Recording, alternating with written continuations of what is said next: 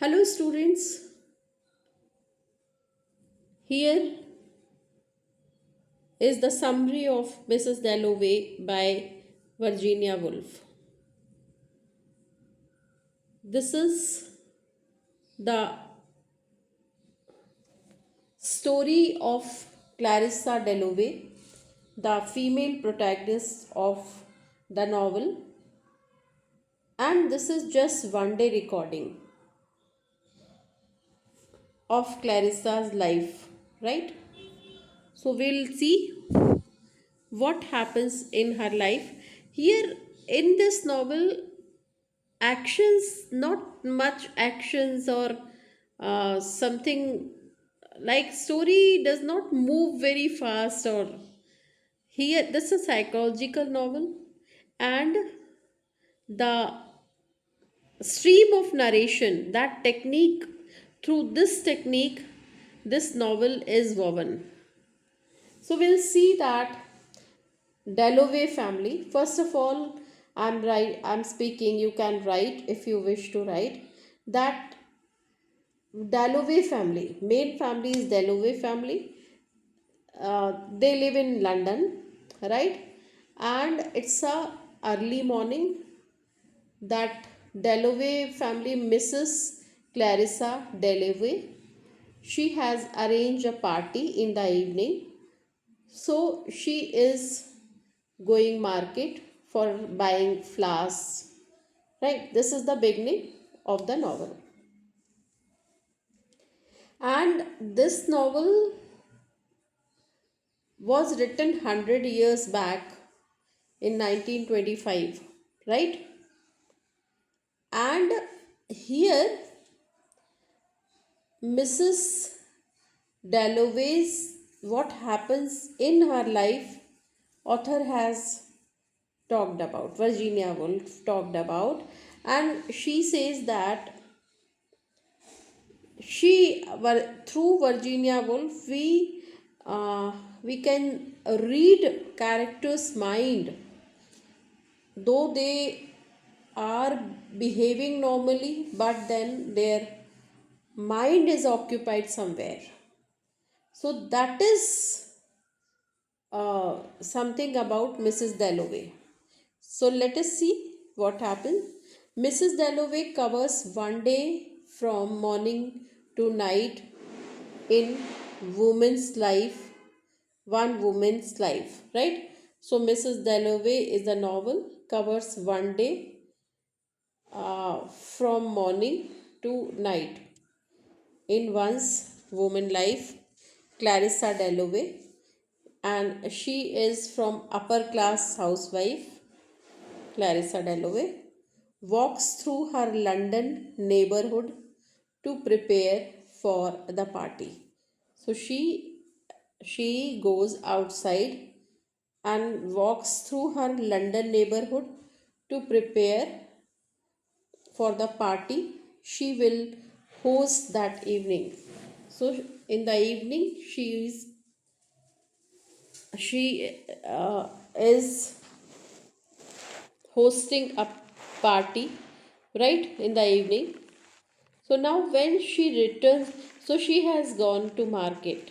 When she returns from flower shopping, an old suitor and friend, Peter Walsh, drops by her house unexpectedly. So what she finds, she meets Peter Walsh. Her old suitor and friend Peter Walsh was standing in front of her house. The two have always judged each other harshly, and their meeting in the present intervenes with their thoughts and past. So they react harshly, and then years earlier, Clarissa refused Peter's marriage proposal, and Peter has never quite gotten over it. So, once upon a time, when Clarissa was so young, Peter Walsh proposed her, and Clarissa refused marriage proposal. So that was the incident happened once upon a time. Now Peter asks Clarissa if she's happy with her husband. So now they talk, and then Peter is taken inside the home and they are sitting together. And then Peter asks Clarissa whether she's happy with her husband or not. And Clarissa's husband name is Richard Dalloway. So Peter Walsh asks whether she's happy with her husband or not. But before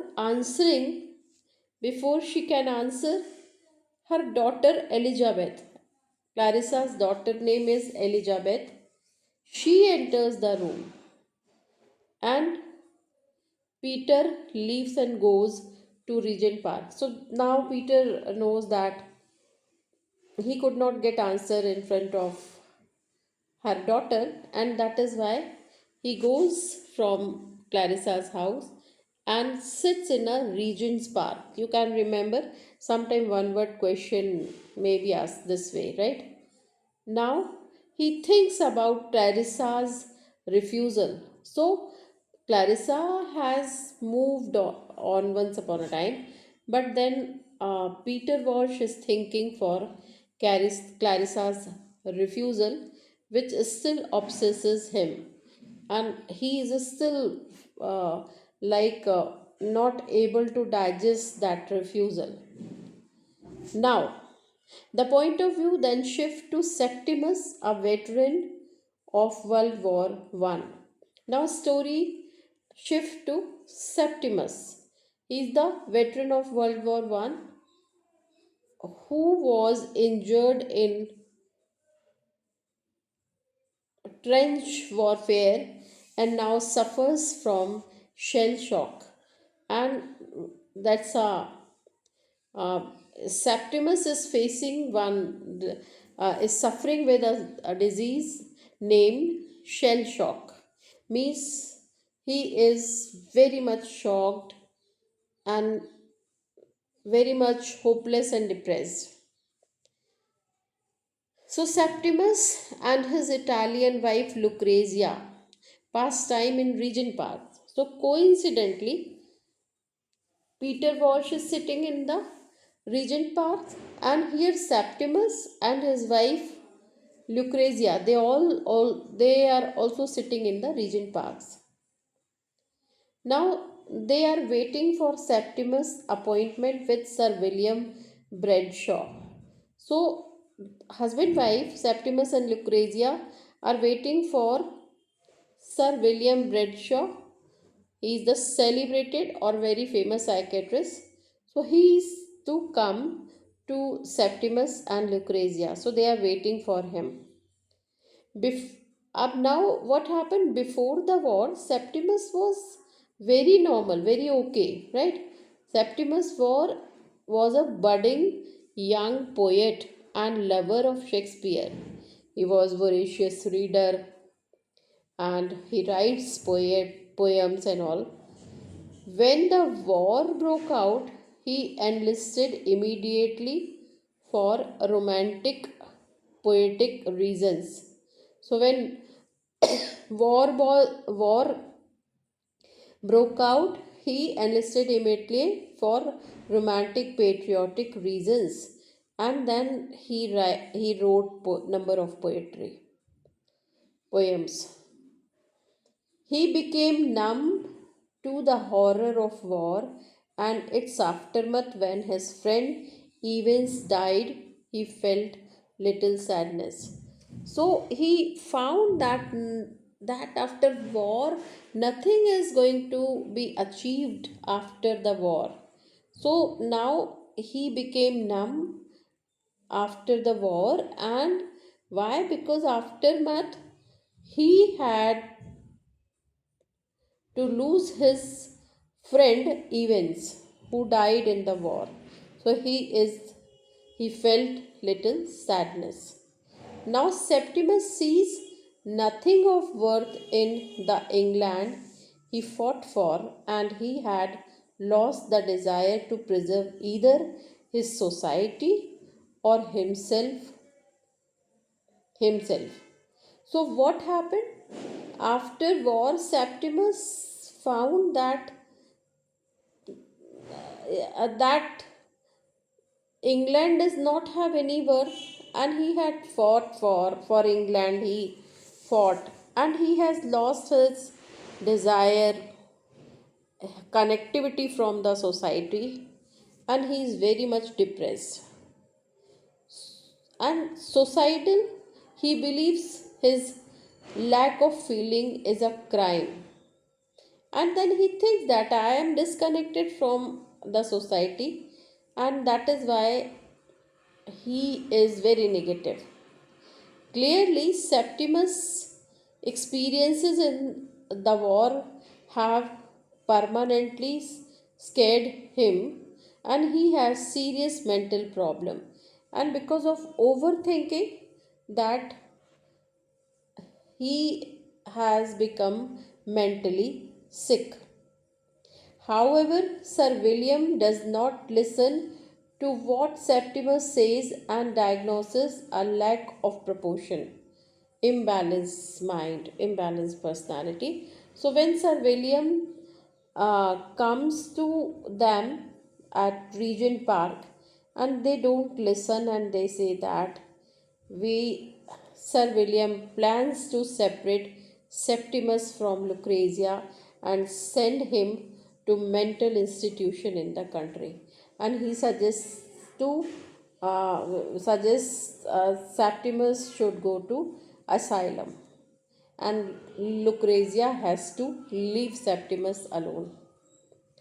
Now again, Richard Dalloway, story moves to Richard Dalloway, eats lunch with Hugh Whitbread and Lady Bruton, member of high society. So, whose husband? That's a Clarissa's husband, Richard Dalloway. He is having lunch in the office, eats lunch with Hugh Whitbread, उसका एक अच्छा friend है, and Lady Bruton, member of high society. So they are because Mr. Richard Dalloway mm, uh, is the leader in ruling party, right? He's a minister in conservative party. So that's a man, and they that is why they are having lunch. And then the men, both who Hugh Whitbread and Richard Dalloway, they are helping Lady Bruton, right, write a letter to the Times, London's largest newspaper. So this Lady Bruton, she is writing letter to London Times, largest newspaper. So they are Mr. Richard Dalloway and Hugh Whitbread. They are helping to Lady Bruton. Now, after lunch, Richard returns home to Clarissa with a large bunch of roses. So, after lunch, he comes to Clarissa with a large bunch of roses. For he brings bunch of roses to Clarissa, and he intends to tell her that he loves her, but finds that he cannot, because it has been so long since he last said it. So he wants to tell Clarissa that he love you, but he loves Clarissa. I love you, but he is not able to tell because it's long back. Once upon a time, he expressed his feeling, and it's a long gap. Clarissa considers the void that exists between people, even between husband and wife. And on the other hand, Clarissa also feels null and void in her life, and especially between her husband and her like wife, right? There is void between them, even though she values the privacy she is able to maintain in her marriage. So, considering it vital to the success of relationship, at the same time she finds slightly disturbing the fact that Richard does not know everything about her, and sometimes she feels guilt because she she has um, not opens her private life in front of her husband, so she feels guilt. And Clarissa sees of Elizabeth and her history teacher, Miss Kilman. Elizabeth, Miss Kilman is history teacher. She teaches history to Elizabeth, Clarissa's daughter, who are going shopping. So Miss Kilman and Elizabeth, they are going for shopping. So Clarissa sees off and they move to to the bazaar or for shopping. The two older women despise one another passionately, each believing the other to be as oppressive force over Elizabeth. So they don't have a good relationship, means Clarissa and Miss Kilman, Elizabeth's history teacher. They have Cold War, right? And meanwhile, that is one thing. Now again come to Septimus. Meanwhile, Septimus and Lucrezia are in their apartment enjoying a moment of happiness together before the man came to take Septimus to the asylum. So now they are enjoying togetherness, but all of a sudden, man came to take Septimus to the asylum.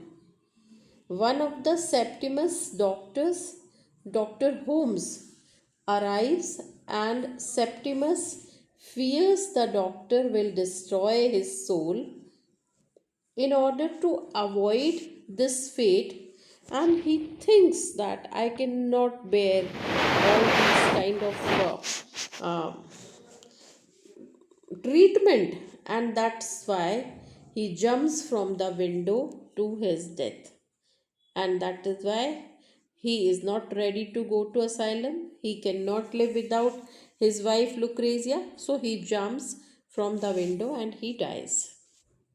Now Peter hears the ambulance go by to pick up Septimus' body and marvels ironically at the level of London's civilization.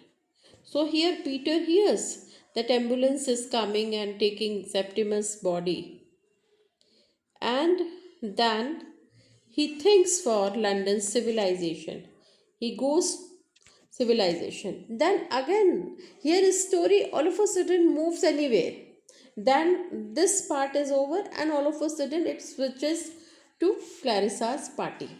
So Peter goes to Clarissa's party, where most of the novel's major characters are assembled. It's a very big party, huge party, and then major characters are like Whitbread, like Peter Walsh, Richard Dalloway, Mrs. Dalloway, Elizabeth, like so many, right? They all are gathered in the Clarissa's home. Now Clarissa works hard to make her party a successful, but feels dissatisfied by her own role and acutely conscious of Peter's critical eye. And Clarissa is doing hard work. She tries to make everyone happy, and she goes here and there, but She is very much conscious today because of Peter's critical eye. All the party goers, but especially Peter and Sally Settle. She is very much conscious because of two-person, Peter and Sally Settle, her childhood friend, have to some degree failed to accomplish the dreams of their youth. Why? Because she is having problem with Peter because of that proposal, and Sally Settle, she had a relationship with Sally Settle. So, though the social order is undoubtedly changing, social order every now and then, social order change. My time, my mother's time, your time, and coming time, every time is changed. So, social order is undoubtedly changing. Elizabeth and the members of her generation will probably repeat the errors of Clarissa's generation, so that they do another kind of mistakes, but then their time, Elizabeth's generation, right, will probably repeat the errors of Clarissa's generation, so that every generation has its own flaws and advantages. Now Sir William Bradshaw arrives late. So that party is going on, but then Sir William Bradshaw, he arrives late, and his wife explains that one of his patients, the young veteran Septimus, had has committed suicide. So Clarissa retreats. So as Clarissa listens that Mrs. Bradshaw tells that Mr. Bradshaw, they got late because Mr. Bradshaw's young patient Septimus has committed suicide. However, Clarissa does not know. Uh, and then all of a sudden, as it is announced, then Clarissa retreats to the privacy of a small room to consider Septimus' death. As Clarissa listens, and she leaves all people in the party and she goes to the small room, right, to consider Septimus' death, because she wants uh, to digest Septimus' death. So she needs privacy, and that is why she goes in a small room and she sits all alone. Now she understands that he was overwhelmed by life, and that men like Sir William make life intolerable. So she thinks that Septimus was overwhelmed by life, and Sir William make life intolerable because he pressurizes to send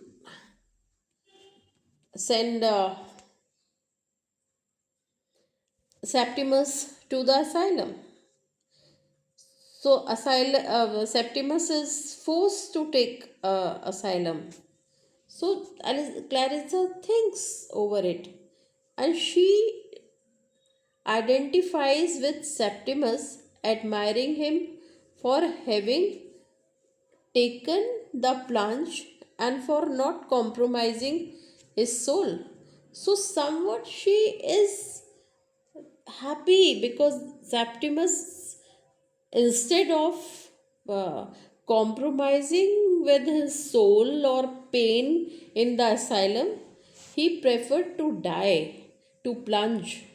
So Clarissa is thinking that it's a right, better decision, and she feels her comfortable position as a society hostess. But then she's thinking all alone, and immediately she realizes that no, many are sitting outside, I cannot sit all alone in the room. So she uh, revives herself comfortable position. She comes in a normal position, and then responds and thinks responsibility, and comes back. And with her comfortable position as society hostess responsible for his death, and she thinks that who is responsible for such attempt, suicidal attempt. Anyway, the party nears its close as guests begin to leave. Clarissa enters the room because people are now, it's too late and people are going. So Clarissa enters the room and her presence fills Peter with a great excitement. And again, as because Peter's eyes are looking for Clarissa, and as Clarissa comes back from the room, so that Peter is very happy. Here a story ends. So that is something about Clarissa's life, and Clarissa is happy, sometimes feel low, sometimes happy, and this way Clarissa's life is going on, and we all are facing the same problem, right? That we have to behave normally, but many of us have many different kind of problems. So thank you so much. God bless you.